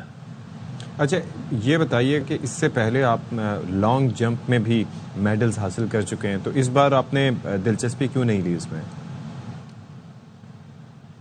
میں شروع سے جو کالج لائف سے میں نے جب شروع کی تھی نا, تو میں ڈیکیتھلن کرتا تھا, یعنی long jump plus discus throw, shot put وغیرہ ملٹی مطلب ایونٹ کرتا تھا. لیکن پھر میں نے لانگ جمپ میں پارٹیسپیٹ کرنا شروع کر دیا. تو لندن 2012 جو میں پیرالمپکس ہوئی تھی اس میں میں نے لاسٹ لانگ جمپ میں کیا تھا اور میرا ہیمسٹرنگ پل ہو گیا تھا. لیکن 2-3 سال میں نے ٹریٹمنٹ کروایا, لندن سے کروایا, چائنا سے کروایا. میرا اور مطلب ہیمسٹرنگ ٹھیک نہیں ہو رہا تھا, ٹھیک ہوتا تھا پھر جمپ کرتا تھا پھر پل ہو جاتا تھا. تو اس وجہ سے میں بڑا پریشان تھا. پھر میں نے تقریباً کچھ 6-7 سال میں نے ڈسکس تھرو کی ٹریننگ کی اور اس کے بعد میں نے ٹوکیو میں پہلی دفعہ پارٹیسپیٹ کیا ڈسکس تھرو میں, اور الحمدللہ وہاں پر میں پہلے گولڈ ہوا اور ابھی براؤن میڈل ہوا. اچھا آپ سے میں جاننا چاہوں، ظاہر ہے جس طریقے سے ہم نے ارشد کا استقبال دیکھا، گولڈ میڈل جیتا، آپ نے برونز میڈل جیتا ہے، اور میڈل از اے میڈل، تو کیا آپ کی توقعات تھیں؟ کیا آپ کو پروٹوکال ملا؟ کیا استقبال ہوا واپسی پر؟ جی ابھی جب میں آیا ہوں پیرس سے اسلام آباد پہنچا ہوں تو رانا مشہور صاحب کی جو ٹیم تھی انہوں نے ویلکم کیا، پاکستان سپورٹس بورڈ کی ٹیم تھی، ساتھ نیشنل پیرالمپک کمیٹی کی ٹیم تھی، تو یہ لوگ آئے تھے، لیکن جو جیسا ہونا چاہیے تھا ویلکم ویسا نہیں ہوا. تو میڈیا کے بھی لوگ بہت کم تھے، کیونکہ جس طرح میڈیا میں کوریج جب تک آپ کو نہیں ملے گی تو میرا نہیں خیال کہ آپ کی جو اچیومنٹ ہے اور آپ کی جو حوصلہ افزائی ہے وہ عوام تک پہنچ سکے گی. ٹھیک ہے جی، بہت شکریہ حیدر، آپ ہمارے ساتھ موجود ہیں. اسی طریقے سے پاکستان کا نام روشن کرتے رہیے، گولڈ بھی جیتی ہے تو آپ کو لازمی طور پر سپیس ملے گا میڈیا پر بھی، سوشل میڈیا پہ، ہر جگہ. چلیں جی اب آگے بڑھتے ہیں، اور بچوں کے حوالے سے خاص طور پہ جو بچے جن کی ابھی ٹوڈلرز ہیں، کرالنگ کرنا سیکھ رہے ہیں، جن کے ابھی دانت آنا شروع ہوتے ہیں، بڑے مسائل کا شکار ہو جاتے ہیں، اور اس وقت جو پیرنٹس ہوتے ہیں ان کو بھی آئیڈیا نہیں ہوتا، اگر فرسٹ ٹائم لائک ان کا پہلا بچہ ہے تو انہیں آئیڈیا نہیں ہوتا کہ how to tackle the situation. ایسے کیونکہ میں وہ بچے بہت ہائپر ایکٹیو ہوتے ہیں، پھر ہر چیز مختلف ایج کے مختلف مسائل ہوتے ہیں، کم عمری کے مسائل الگ ہوتے ہیں، جیسی ہلکا سا پلٹنا شروع کریں تو بستر سے گرنے کے، بیڈ سے گرنے کے مسائل ہوتے ہیں، پھر اس کے بعد کرال کرنا شروع کریں تب گرنے کے مسائل کے الگ ہوتے ہیں، تھوڑا چلنا شروع کریں تو پھر یہ ہوتا ہے کہ کوئی بھی چیز کسی سوئچ میں ہاتھ نہ ڈال دیں، کسی جگہ گری ہوئی چیز کو اٹھا کے منہ میں نہ ڈال لیں، کیونکہ بڑی کیوریس قسم کی نیچر ہوتی ہے. پھر پیسیفائرز کا استعمال اپنی جگہ ہوتا ہے کہ وہ بچے کرتے ہیں، پھر ساتھ ہی ساتھ انگوٹھا چوسنے کی ایک عادت ہے، وہ ایک ایسے ہوتی ہے کہ ناخن چبانے کی عادت ہے، تو یہ بچوں میں کافی ہوتی ہے. تو اس کی وجوہات کیا ہیں، ظاہر ہے اس کے اوپر ہم آج یہ بات کرنے کی کوشش کریں گے. یہ اس کا تعلق صرف اسی سے ہے کہ ایج فیکٹر ہے یا کوئی سائیکولوجیکل بھی یہ ایشو ہے؟ تو ذرا ہم اس ساری صورتحال پر بات کر لیتے ہیں. گفتگو کے لیے ہمارے ساتھ موجود ہیں پیڈیاٹرک کنسلٹنٹ ڈاکٹر ناہید علی.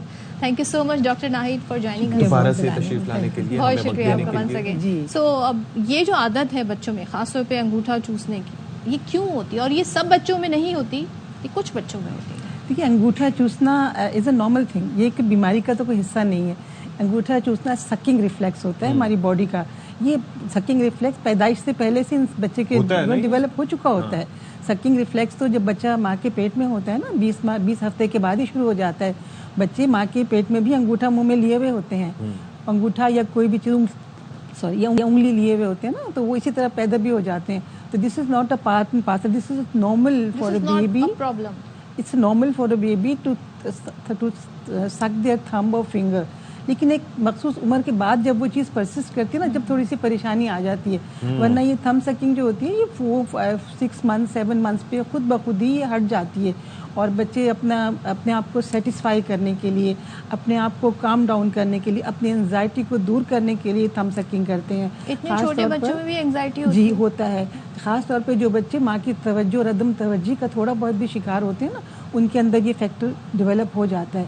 جیسے آپ دیکھیں گے جو بچے ماں کا دودھ پیتے ہیں ان کو اتنے مسائل نہیں ہوتے، کیونکہ ماں ہر تھوڑی دیر کے بعد 1.5 گھنٹے بعد بچے کو اٹھاتی ہے، گلے سے لگاتی ہے، ان کو تھپ تھپاتی ہے، ان سے آئی ٹو آئی کانٹیکٹ بھی ہوتا ہے، تھوڑی سی بات بھی کر لیتی ہے. بچہ مطمئن ہوتا ہے، بچہ ان کی بات بھی سنتا ہے، غور بھی کرتا ہے نا، وہ بچہ پھر مطمئن ہو کے سو جاتا ہے، اور پھر اس میں اتنا زیادہ انگوٹھا منہ کی طرف لے جانے کی عادت نہیں پڑتی. لیکن جو بچے جن کی فیڈنگ ٹائم تھوڑا سا ڈیرینج ہو جاتا ہے، پریشانی کے اختیار کر لیتے ہیں اور وہ بے چینی کا اظہار کرتے ہیں، اب وہ کس طرح سے اپنے بے چینی کا اظہار کریں گے؟ جب ان کو پتہ چل گیا، ٹائم گزر گیا اور ان کو وہ چیز میسر نہیں آ رہی نا، تو اپنے آپ کو ایک کوزے بند کرنے کی کوشش کرتے ہیں. وہ اپنے تھم کو اپنے فنگر اور پیلٹ سے ٹچ کرتے ہیں نا، ربنگ ایک فرکشن آتی ہے، ریدمک موشنز آتی ہیں، اس سے بچے کو سکون ملتا ہے، بچے کو سیکیورٹی فیل ہوتی ہے. اس سے انزائٹی کو ریلیز کرنے کا ایک بہت بڑا ذریعہ ہوتا ہے. بچہ وہ لیتا ہے، تھوڑی دیر اس کے منہ میں اپنے تھم کو اپنی فنگرز کو رب کرتا ہے اور وہ ہلکی ہلکی غنودگی میں جا کے سو جاتا ہے. لیکن ایٹ واٹ ایج یہ ایک اب نارمل لگنے لگتی ہے؟ جی دیکھیں، اور جب اس یہ پھر چھڑائیں کیسے آتا ہے؟ یہ چیز تو اب ہو گئی نا، یہ چیز اب آپ کی جس کو ہم نے ایکسیپٹ کر لیا کہ یہ خود بخود ہی، اس میں کچھ آپ کو انٹرفیئر کرنے کی ضرورت نہیں ہے. حتیٰ کہ جب بچہ منہ انگلی میں انگوٹھا منہ میں لے جائے تو اس کو بار بار نکالنا بھی نہیں چاہیے کہ ہم نے بچے کو لیا اور بات بار بار نکال دیا، پھر اس نے ڈالا پھر نکال دیا. نہیں کریں، بچے کی تعریف ہی کریں، ایک طرح سے اس کو پریز کریں اور ہلکے سے اس کا ہاتھ ہٹا کے اس کے کھانے پینے کی مدت اور ڈیوریشن کا خیال رکھیں، اور یہ چیز جو ہے gradually with in a time 6 to 7 weeks months میں آ کے ختم ہو جاتی ہے. ایک اور چیز بھی ہے کہ کچھ لوگ یہ کرتے ہیں کہ کچھ کڑوی چیزیں لگا دیتے ہیں. دیکھیے جب بچہ بڑا ہونے لگتا ہے نا 2 سال کراس کر گیا نا اب آپ کو پریشانی شروع ہو جاتی ہے نا کہ یہ بڑا ہو گیا. میرا 2 سال میں بھی اتنی نہیں ہوتی ایکچولی. ہم 3 to 2 to 4 ایئرس تو اس کا ٹائم پیریڈ ہوتا ہے جب یہ تھم سکنگ اسپونٹینیسلی بائی نیچر ختم ہو جاتی ہے نا. اب اگر 5 ایئرس ہو گیا تو now it's a very bad time to address this nail by thumb sucking. اب اس کے اوپر لگانے کی جب چیزیں آتی ہیں اس میں ایک تو پہلی بات تو ہوتی ہے ہاتھوں کو مصروف رکھا جائے. پہلے تو آپ اس کے ہاتھوں کو مصروف رکھیں کہ ہاتھ منہ میں نہ جائے. اس کے لیے کچھ ٹوائز دیں, اس کے لیے کوئی بالس پکڑا دیتے ہیں ہاتھوں میں, بچہ اس پہ مصروف رہتا ہے. چھوٹے بچے کے لیے دوسری چیزیں ہوتی ہیں, بڑے بچوں کے لیے دوسری چیزیں ہوتی ہیں. پھر اس پہ کچھ لوگ ایسی چیزیں بھی اپلائی کرتے ہیں جن کا بیڈ ٹیسٹ ہوتا ہے نا. بیڈ ٹیسٹ میں کچھ ہوم ریمیڈیز والی چیزیں بھی اپلائی کر دیتے ہیں. کچھ گارلک اور کلوو کا بھی پیسٹ بنا کے لونگ اور اس کا بھی لگا دیتے ہیں. اس کی اسمیل بھی بچوں کو پسند نہیں آتی تو ہاتھ نہیں لے جاتے منہ میں. اچھا اس میں کچھ آرٹسٹک نیل کلرز بھی آتے ہیں نا جو بہت برائٹ کلرز ہوتے ہیں, اس کو بھی اپلائی کر دیتے ہیں. اس سے اتنے برائٹ کلر کو دیکھ کے بچہ ہیسیٹیٹ کرتا ہے. ہاں بچہ ہیسیٹیٹ کرتا ہے, don't want to put his thumb inside the mouth, doesn't like, پسند نہیں آ رہا ہوتا. پیسیفائر ہیلپ کرتا ہے. اگر آپ تھم سکنگ اور پیسیفائر میں کوئری کریں کون سی چیز بہتر ہے, I think you go towards pacifier. Pacifiers کو ہنسانا بھی آسان ہوتا ہے, وہ بھی کرنا ہوتا ہے. ایک اور چیز جو آپ کو جب بچہ 7-8 برس کا بھی اگر ہو جائے اور ابھی اس کی نہیں جا رہی ہوتی تو کچھ نیل پالشز بھی آتی ہیں جو کہ بہت بٹر ٹیسٹ کی ہوتی ہیں نا, ان کو اپلائی کر دینے سے اتنا اس کا ٹیسٹ اتنا کڑوا ٹیسٹ ہوتا ہے.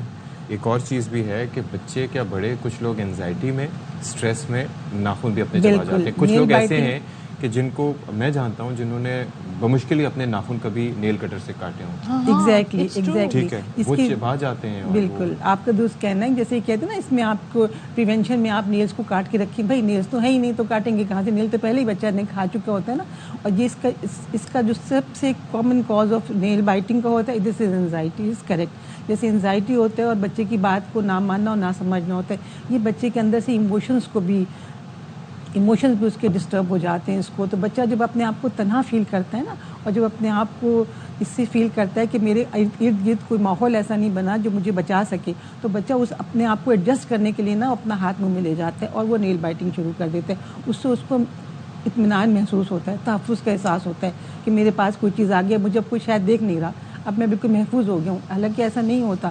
تو نیل بائٹنگ کو ختم کرنے کی تقریباً وہی طریقے ہوتے ہیں جو ہم تھم سکنگ کے لیے کرتے ہیں. لیکن تھم سکنگ کے چونکہ اسپونٹینیس ہوتا ہے کہ 2-3 سال میں خود ختم ہو جائے گا, لیکن نیل بائٹنگ کے لیے آپ کو اس میں کچھ کرنا پڑتا ہے. اور خاص طور پر جب دانت پرماننٹ ٹیتھ آ جاتے ہیں نا تو نیل بائٹنگ زیادہ پرابلم کرنے شروع ہو جاتی ہے. نیل بائٹنگ کرتے کرتے ایک تو ناخن کا نقصان ہوتا ہے اور ایک منہ کا نقصان ہوتا ہے. انہیلدی بہت ہے. جی انہیلدی بھی ہے. پھر منہ کو آپ کے دانتوں کا اسٹرکچر خراب ہو رہا ہے نا, آپ کا منہ کا اسٹرکچر خراب ہو گیا. ہاتھ کے انگوٹھا لگانے سے پیلٹ اوپر کی طرف چلا جاتا ہے تو آپ کی کوالٹی آف وائس خراب ہو گئی. آپ کی وائس کی جو کلیئرسٹی آف وائس ہے نا وہ آپ کو نہیں مل رہی اس وقت.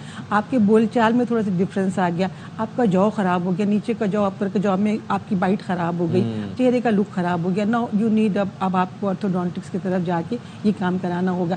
اب جہاں تک ہاتھ کا تعلق ہے تو آپ نے نیلز کو اس کو کاٹ کے ہاتھ کا جو نیل بیڈ ہے نا وہ تقریباً ختم کر دیتے ہیں. کوئی پورشن نیل کا نہیں بچتا. اور خاص طور پر ایڈلٹ ایج میں آ کے جب آپ سے نہیں ہوا, بچپن میں یہ چیز سارٹ نہیں ہو پائی, ٹھیک ہے, اب کیا کریں؟ اب اس میں پھر سرجری اس میں یہ آ جاتا ہے, کچھ چیزیں ہوتی ہیں جو ہم لگاتے ہیں. تو جیسے ہم نے ذکر کیا یہ جو نیل کا جو یہ نیل پالش ہوتی ہے, یہ بٹر نیل پالش ہوتی ہے, یہ اپلائی کرتے ہیں. یہ اتنی کڑوی ہوتی ہے کہ منہ تک جا نہیں پاتا ہاتھ, اگر چلا بھی گیا تو وہ فوراً منہ سے باہر نکال دے گا. اور وہ اس کا اگر وہ آپ کے ہونٹ کو بھی ٹچ کر جاتا ہے تو ایون وہ ہونٹ بھی نا بہت دیر تک کڑواہٹ محسوس کرتا ہے اور وہ اندر نہیں جا پاتا. تو یہ ایک اچھا ٹول ہوتا ہے جو نکالنے میں ہیلپ کرتا ہے. کچھ پھر فنگر گارڈز بھی ہوتے ہیں جو کہ بنا دیے جاتے ہیں اور ہاتھوں سے. ان سب چیزوں کو ایک طرف چھوڑ, اصل چیز جو ہے وہ ہے آپ کا بچے کے ساتھ ٹائم بتانا, اس کی اٹینشن کو ڈائیورٹ کرنا, اس کی اسکلز کو دوسری طرف مصروف کرنا. آپ کے ہاتھوں کا استعمال اور آپ کے منہ کا استعمال چینج ہو جانا چاہیے. ہاتھوں میں مصروفیت ملی, بچے جو بڑے بچے ہیں ان کو ایسے ٹوائز دیجیے جو کہ بنائیں توڑیں, ان کی توجہ مرکوز کرا دیجیے اس طرف. اور منہ کے استعمال کے لیے یہ ہے کہ جب بڑا بچہ جو ہوتا ہے اس کی جیسے چوئنگمز وغیرہ کا بھی رول ہوتا ہے کہ وہ مستقل اپنی بائٹس کو جو اس طرف ڈائیورٹ کر دیتے ہیں اور ہاتھ اس طرف نہیں جانے پاتا. اس پہ بڑا رول ہوتا ہے سوشل. بڑوں کو تو آپ ڈانٹ ڈپٹ دیں, ایک ہاتھ بھی ان کو لگا دیں کہ بھائی بس بہت ہو گیا, آپ تم بڑے ہو گئے, اسٹاپ ڈوئنگ دیٹ. ہاں لیکن اس میں بس منع کرتے ہیں, کہتے ہیں آپ اسکولڈنگ نہ کریں, آپ اسے ڈانٹیں مت, آپ اس کو پازیٹیو लिए पॉजिटिव से चेंज करें, प्रेज करें. अगर वो ना करें तो उसकी तारीफ करें, भाई तुमने 3 घंटे से नहीं लिया मुंह में हाथ, तो अब तुम्हारे लिए क्लैपिंग हो जानी चाहिए. ये कहते हैं ये भी बड़ा स्टाइल है पेरेंटिंग का. आजकल काफ़ी इस बारे में एजुकेट किया जाता है कि बच्चों को मारे ना. और हमारी वालदाएं हमें बुलाया करती थी बिलखुसूस इस हिसाब से कि सच बता दो, कुछ नहीं कहूँगी, और उसके बाद जो होता था वो बताने के सच बताने की सजा. अच्छा, मारने का नहीं, बस आप ऐसे उनको याद दिला दें. Exactly, this is the thing. ये कोड होता है ना, what she said, this is the code होता है. आप एक कोड डेवलप करने, दूर से खड़ी खड़ी माँ ने वो अगर इशारा दिया ना यूं करके उसको, इट मीन्स के नो यू हैव टू छोड़ देना उसको. आपको कुछ लोग आके पैड करके चले जाते हैं, निकालो हाथ मुंह से. इससे बजाय इसके कि आप उसको स्कोल्ड करें, क्रिटिसाइज करें, गुस्सा करें, वो नहीं हटेगी आदत. उसको ये कम्युनिकेट करें कि इसके नुकसान क्या है. इसके नुकसानात हैं, उसको बताना पड़ेगा. देखो ये तुम्हारी हेल्थ के लिए, तुम्हारी फिजिकल के लिए. और आप कहीं बाहर जाएंगे तो स्कूल के लोग, क्लास फेलोज, आपके मेट्स आपके हाथ को देखेंगे, आपके हाथ कितने बुरे लग रहे हैं, इसको छोड़ दो, ये नहीं करो. This is important. Thank you so much doctor Nahid, आप तशरीफ लाई और मुफस्सल अंदाज में आपने एक्सप्लेन किया, और जाहिर है कि ये बड़ा एक. और अच्छा, आपकी शख्सियत का हिस्सा आपके हाथ होते हैं. जितने साफ सुथरे और अच्छे आपके हाथ होंगे, ट्रिम्ड आपकी नेल्स होंगे, उतने ही वो आपकी पर्सनालिटी को ऐड ऑन करेंगे. सो इसका भी ख्याल रखें, खासतौर पे बड़ों से मैं मुखातिब हूं. सवाल से ब्रेक लेते हैं.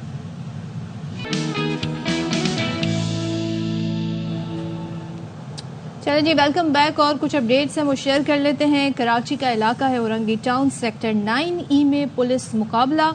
3 जख्मियों समेत 7 मुल्जिमान को गिरफ्तार कर लिया गया है. अफजल खान मज़ीद तफसीलात देंगे, बताइएगा जी. जी अफजल, कैन यू हियर अस? बताइए डिटेल्स. देखिए, औरंगी टाउन सेक्टर 9E में ये 7 रुकनी डकैत गैंग था जो कि वारदात की मनसूबाबंदी करते हुए वहां मौजूद था. इस दौरान पुलिस यहां पर पहुंची है और पुलिस और मुल्जिमान के दरमियान फायरिंग का तबादला हुआ है, जिसके नतीजे में 3 मुल्जिमान जख्मी हुए हैं, जबकि इसके दिगर 4 साथियों को भी गिरफ्तार किया गया है. इन 7 मुल्जिमान को पुलिस ने गिरफ्तार करने के बाद जख्मी मुल्जिमान को अस्पताल, जबकि दिगर जो 4 मुल्जिमान हैं उनको थाने मुंतकिल किया है. पुलिस हुकाम का कहना है कि इनके कब्जे से गैर कानूनी असलहा, छीने हुए मोबाइल फोन और रकम बरामद हुई है, और इनके जेर इस्तेमाल जो मोटरसाइकिलें थी वो भी पुलिस ने कब्जे में ले ली हैं. पुलिस का कहना है कि इनके खिलाफ कानूनी कार्रवाई अमल में लाई जा रही है और इनका क्रिमिनल रिकॉर्ड भी हासिल किया जा रहा है. जी ठीक है जी, बहुत शुक्रिया आपका अफजल.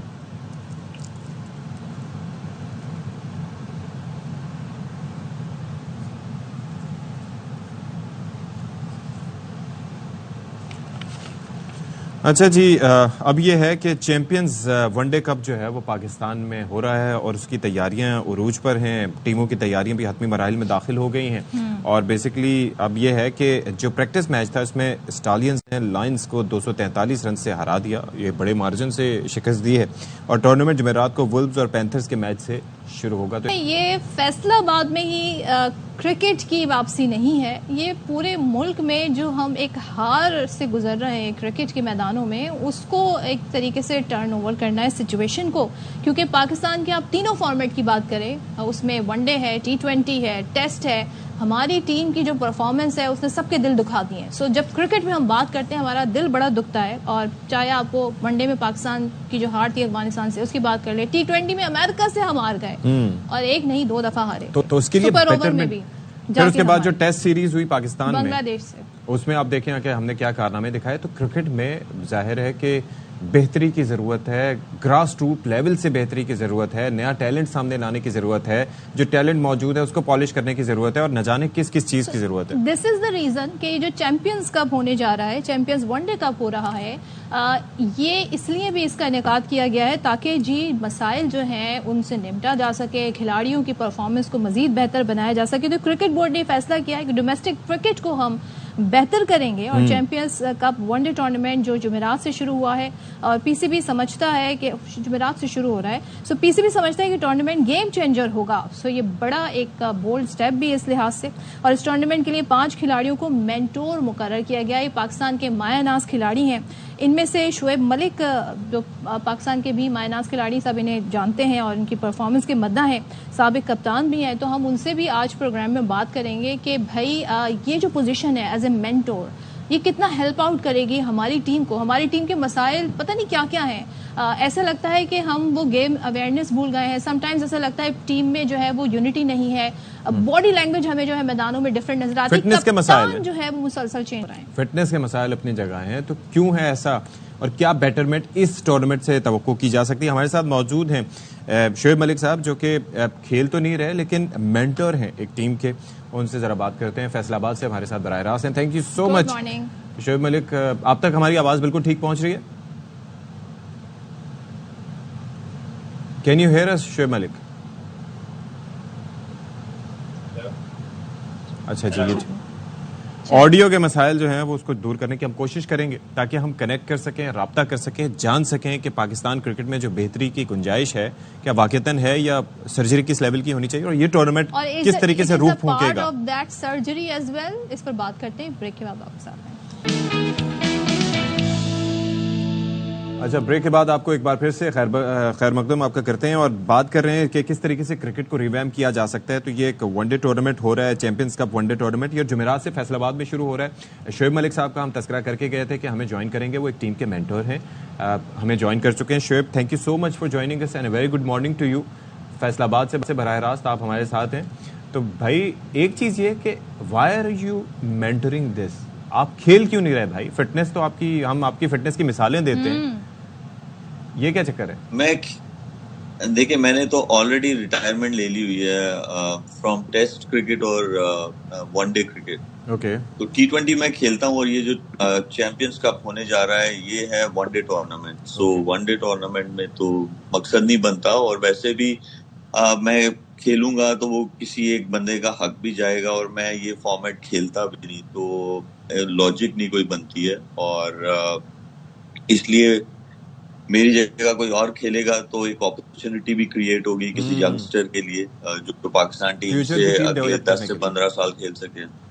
تو شعیب, لیکن ابھی تو مسئلہ یہ پڑ گیا ہے کہ جو ٹیم کھیل رہی ہے کسی بھی فارمیٹ میں, متبادل کہتے ہیں کھلاڑی نہیں ہے, اور جو ٹیم ہے وہ پرفارم نہیں کر پا رہی ون ڈے, ٹیسٹ, T20. سو یہ جو ایکچولی چیمپئن شپ ہو رہی ہے, یہ اس کا مقصد بھی یہی ہے, جیسے کہ پی سی بی کہہ رہے ہیں کہ گیم چینجر ثابت ہوگی.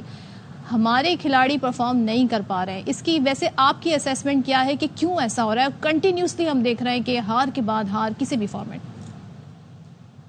دیکھیں, ایسا نہیں ہے کہ پلیئرز جو ہے وہ پرفارم نہیں کر پا رہے ہیں, بالکل پرفارمنسز آ رہی ہیں, لیکن وہ ایک یونائٹ ہو کے پرفارمنس جو ہے نا وہ نہیں آ رہی ہے جہاں پہ آپ وہ فنشنگ لائن پار کرتے ہیں. تو وہ ایک تھوڑی سی چیز ضرور ہے, لیکن یہ ہے کہ there is always a room to learn, اور اس طرح کی چیزیں جو ہے وہ ہوتی ہیں. ابھی تھوڑا برا ٹائم چل رہا ہے, بٹ اس کا مقصد بھی یہی ہے ایسے ٹورنامنٹس کا, یہ جو چیمپئنز ٹورنامنٹس ہیں, کہ جہاں پہ سارے پاکستان کرکٹ ٹیم کے پلیئرز جو ہیں وہ جو ہمارے شاہین والے ہیں جس کو ہم اے ٹیم کہتے ہیں, اور اس کے نیچے پہ انڈر 19 ہے, اور بہت سارے ایسے لڑکے بھی ہیں جو انڈر 23 ہیں. تو یہ ایک اچھا کمبینیشن بنے گا. مجھے یہ لگتا ہے کہ جب ہماری نئی پروڈکٹ پاکستان کرکٹ ٹیم سے کھیلتی ہے جا کے, تو ان میں 2-3 چیزیں جو ہیں وہ مسنگ ہیں یا کم ہیں, جس میں ایک پروفیشنلزم آتا ہے, فزیکل فٹنس آتی ہے, گیم اویئرنیس آتی ہے. تو اس طرح کی چیزیں ہیں جن پہ کام کرنے کی بہت زیادہ ضرورت ہے.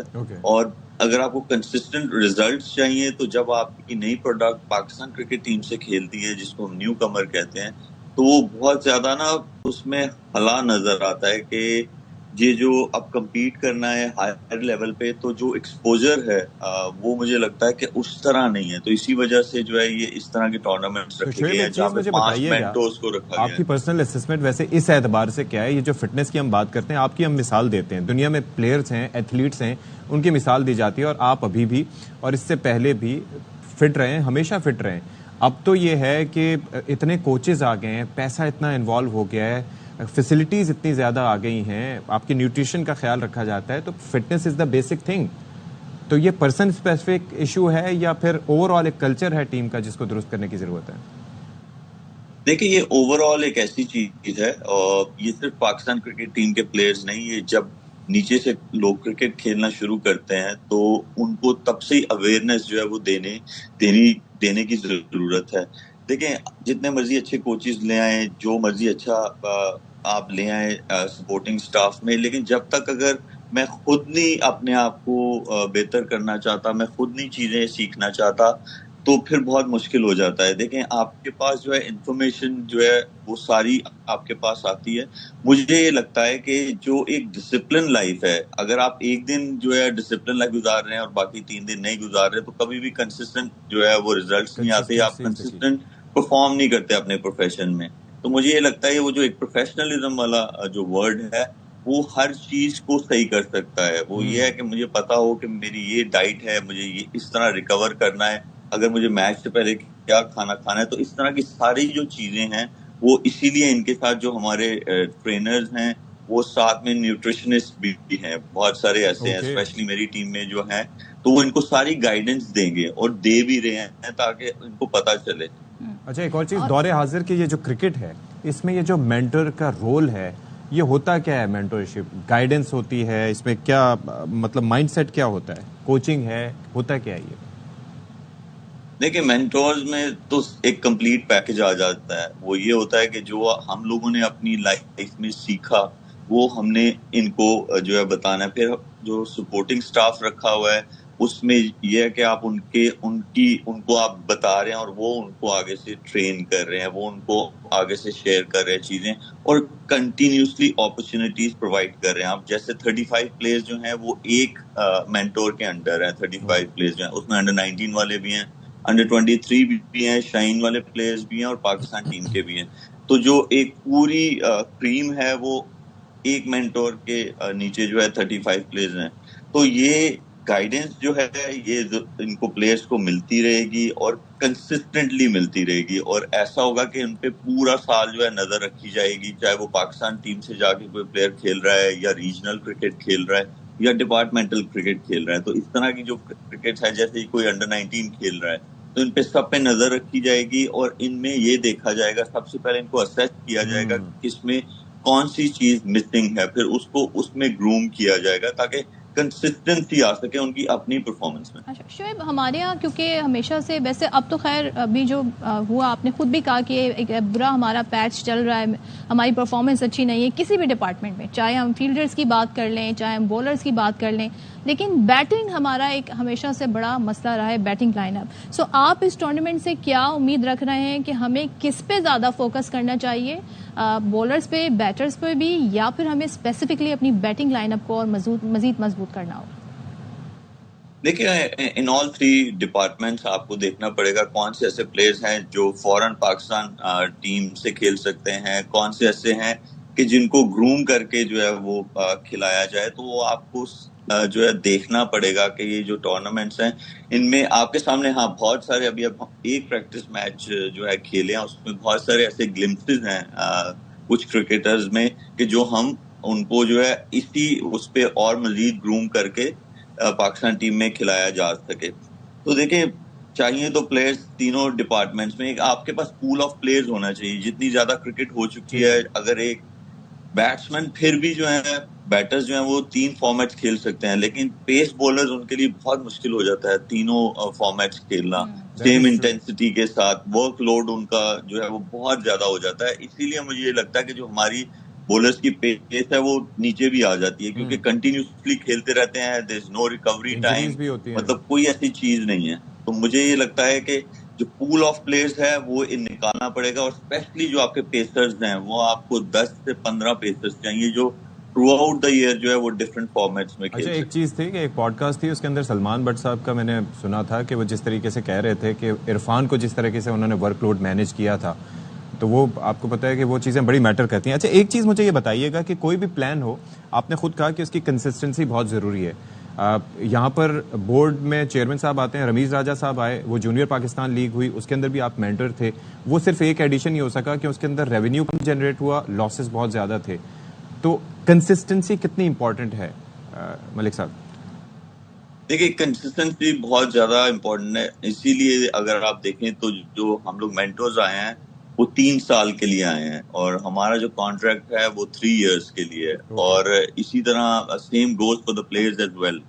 تو اس میں یہ ہوگا کہ ہاں کوئی نئے پلیئرز آئیں گے تو وہ ضرور جو ہے ایڈ ہوں گے, لیکن یہ ہے کہ 3 ایئرس کا یہ پلان ہے, اور مجھے یہ لگتا ہے کہ اس میں 3 سال میں بہت ساری امپروومنٹ آنی چاہیے. اگر ہم اس کو سیم اس میں جو ہے کنسسٹنٹلی جو ہے یہ 3 سال یہ سیم پلان چلے تو مجھے پوری امید ہے کہ اس میں بہت زیادہ کنسسٹنسی آئے گی, بہت سارے پلیئرز ملیں گے. ہاں ایک چیز یہ ضرور ہے کہ جو ہمارا ڈومیسٹک کا جو ہے سیزن ہے یہ ان میں فٹ ان ہوں گے, یہ جو تینوں ٹورنامنٹس ہیں, تو وہ تھوڑا سا بیٹھ کے جو ہے اس کو تھوڑا وہ کرنا پڑے گا, کیونکہ اگر اب وہ تھرو آؤٹ دا ایئر اگر کرکٹ ہی ہوتی رہے گی ڈومیسٹک تو پلیئرز کے پاس کب ٹائم ملے گا, اسپیشلی جب ہم فزیکل فٹنس کی بات کرتے ہیں. تو فزیکل فٹنس کے لیے آپ کو کیمپس لگانے پڑیں گے, ان کو فزیکلی فٹ کرنا پڑے گا, ان کو اچھی جو ہے ٹریننگ کروانی پڑے گی. تو اس کے لیے آپ کو گیپس بھی چاہیے کہ جہاں پہ وہ چیزیں ہو سکیں. ابھی تو ہم دیکھیں تھرو آؤٹ دا ایئر جو ہے وہ کرکٹ ہے, اس کے بعد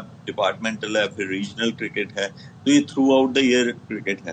تو ہمیں تھوڑا تھوڑا بیچ میں جو ہے ان کے کیمپس لگا کے جہاں پہ ان کو صرف یہ نہیں کہ آپ فزیکل فٹنس دیتے ہیں, یہاں وہاں پہ آپ ان کو اویئرنیس بھی دیتے ہیں کہ ایک پروفیشنل ایتھلیٹ کی لائف میں ڈسپلن لائف بہت ضروری ہوتی ہے ٹو گیٹ کنسسٹنٹ ریزلٹس. اچھا, میں ٹائمنگ کی تھوڑا بات کرنا چاہوں گی شعیب, اس ٹورنامنٹ کے انعقاد کے حوالے سے. ابھی ہم نے بنگلہ دیش سے ٹیسٹ سیریز کھیلی, اب اکتوبر میں انگلینڈ سے 3 میچز ہم نے کھیلنے ہیں. اس کے درمیان میں ٹورنامنٹ یہ آئیڈیل ہے یہ ٹائمنگز آپ کے خیال میں, اور یہ کیوں فیصلہ کیا گیا؟ دیکھیں, اگر آپ میری پرسنل اوپینین لیں تو مجھے یہ لگتا تھا کہ جہاں پہ یہ 1 ڈے ٹورنامنٹ ہے یہاں پہ 4 ڈے کرکٹ جو ہے وہ ہونی چاہیے تھی, کیونکہ آپ نے 2 ٹیسٹ میچز کھیلے, پھر اس کے بعد آپ کے پاس گیپ آیا, پھر آپ کا 7 اکتوبر سے انگلینڈ کے اگینسٹ ٹیسٹ میچ ہے. تو دیکھیں آپ جس فارمیٹ کو آپ کھیلنے جا رہے ہیں اس درمیان جو ہے وہ والا فارمیٹ آپ کے ڈومیسٹک کرکٹ میں چل رہا ہو. جیسے انگلینڈ کی ٹیم آ رہی ہے یہاں پہ یا بنگلہ دیش کی ٹیم آئی تھی تو وہ ٹیسٹ سیریز کھیلنے آئے تھے, تو ہمارے پاکستان میں بھی جو ڈومیسٹک ہے وہاں پہ 4 ڈے کرکٹ جو ہے وہ چلنی چاہیے. لیکن یہ پہلے سے پلان ہو چکا ہوا تھا جس کی وجہ سے یہ 1 ڈے ٹورنامنٹ آیا. لیکن اگر آپ آئیڈیلی پوچھیں تو اس دوران جہاں پہ یہ 1 ڈے جہاں پہ یہ چیمپئنز کپ 1 ڈے ٹورنامنٹ ہونے جا رہا ہے یہاں پہ 4 ڈے کرکٹ ہونی چاہیے تھی. لیکن یہ تھا کہ ابھی تھوڑا سا اسکیجول ایسا بن چکا ہوا تھا جس کی وجہ سے اس کو ایگزیکیوٹ کرنا پڑا یہ چیمپئنز 1 ڈے ٹورنامنٹ کو. لیکن آنے والے ٹائم میں ہم سب لوگ جو ہے وہ بیٹھیں گے اور اسکیجولنگ جو ہے پاکستان کرکٹ ٹیم کی جو ان کے انٹرنیشنل ٹورز ہیں یا جو انٹرنیشنل ٹیمز پاکستان آ رہی ہیں ٹل 2027 وہ سارے فائنلائز ہو چکے ہوئے ہیں. تو ہم بھی اب سارے بیٹھیں گے اور جو ٹیم لیٹس سپوز اگر 1 ڈے ٹورنامنٹ کھیلنے یہاں پہ یا 1 ڈے سیریز کھیلنے کوئی ٹیم پاکستان آ رہی ہے تو اس دوران 1 ڈے ٹورنامنٹ چل رہا ہوگا تاکہ ہم لوگ بھی سیم پیج پہ رہیں اور ہمارے جو پلیئرز ہیں جب وہ جا کے سیریز کھیل رہے ہیں یا کسی بھی ٹیم کے اگینسٹ یا پاکستان آ رہی ہے کوئی ٹیم تو وہ ساری جو چیزیں ہیں وہ اکارڈنگلی چلیں, جو فارمیٹ کھیل رہے ہیں وہی سیزن آپ کے ڈومیسٹک میں بھی چل رہا ہوگا. ایک چیز ون لاسٹ تھنگ, یہ جو ٹیلنٹ کو اسکاؤٹ کرنے کا پروسیس ہے, ظاہر ہے کہ آپ اس وقت فیصل آباد میں موجود ہیں, وہاں پر بھی گرمی کافی ہے, ملک کے دور افتادہ علاقوں سے ٹیلنٹ جو سامنے آتا ہے, پیسرز آتے ہیں یا بیٹسمین آتے ہیں, وہ کئی جگہ ایسی ہوتی ہیں کہ جہاں پر رہنے کی فیسلٹیز بھی نہیں ہوتی ان لوگوں کے لیے جو وہاں پر جا کے ٹیلنٹ ہنٹ کرتے ہیں. تو یہ مشکل بنا دیتا ہے اس پروسیس کو, یا اس پہ ابھی بھی اتنا ویگرسلی کام ہو رہا ہے جتنا ہونا چاہیے؟ دیکھیں, کام ضرور ہو رہا ہے. اگر ہم تھوڑا سا پیچھے جائیں تو ہم لوگ ایک ہی چیز پہ بات کرتے تھے کہ جو ہماری نیشنل کرکٹ اکیڈمی ہے وہ صرف لاہور میں ہے, لیکن اب جو ہے آپ کراچی کی بات کریں, سیالکوٹ, فیصل آباد, جیسے پنڈی میں ہے, تو ہر جگہ جو ہے ہائی پرفارمنس سینٹرز جو ہے ان پہ کام ہو رہا ہے, ان کو ریڈی کیا جا رہا ہے. تو اپرچونٹیز جو ہے وہ ٹیلنٹ کے لیے ہر جگہ ہے. اور دیکھیں, تھوڑی سی ڈیفیکلٹی ضرور ہوتی ہے اگر آپ نے کچھ اچیو کرنا ہو, اپنے پروفیشن میں کنسسٹنٹ رہنا ہو, تو ایسا نہیں ہو سکتا کہ آپ جو ہے بس آپ نکلے ہیں اور آپ کو کامیابی مل گئی ہے. آپ کو تھوڑے سے جو ہے اسٹرگل کرنی پڑتی ہے, اور وہ اسٹرگل یہ چیز ہوتی ہے وہ آپ کو اندر والے انسان کو پکا بناتی ہے کہ اگر مجھ پہ ٹف ٹائم آئے گا تو میں اس کو جو ہے اس کے ساتھ ڈیل کروں.